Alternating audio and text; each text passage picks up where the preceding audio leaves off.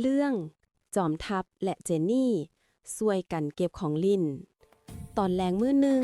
หลังจากลิ่นเครื่องลิ่นเต็มทั่วห้องจอมทัพและเจนนี่นางเบิงกองเครื่องลิ่นที่กระแจกกระจายอยู่ทั่วพื้นเมื่อยแท้บ่อยากเก็บเลยเจนนี่เว้าพร้อมเฮ็ดหน้ามุยจอมทัพหัวออกมาเบาๆและเว้าว่า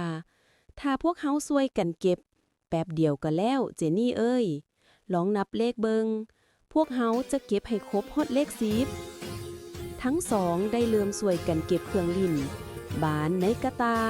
ตุ๊กตาวางเลี้ยงเป็นแถวหลดของลิ่นในกล่องทันใดนั้นห้องกลับมาสะอาดและเป็นตานังคือเก่าแม่ย่างเข้าหาเห็นแล้วก็ยิ้ม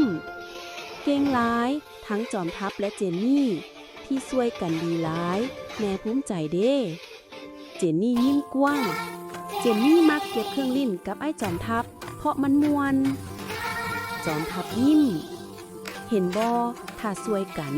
บ่มีหยังยากเลยนิทานสอนใจเมื่อพวกเฮาช่วยกันเวียกที่ยุ่งยากกลายเป็นเรื่องง่ายและยังเฮ็ดให้พวกเฮามีความสุขร่วมกันฮักแพงแคมาฮอดนี้นิทานก็จบลงแล้วสวยกดใจกดติดตามเป็นกำลังใจให้จอมเจนแนลแน่เด้อบ๊ายบาย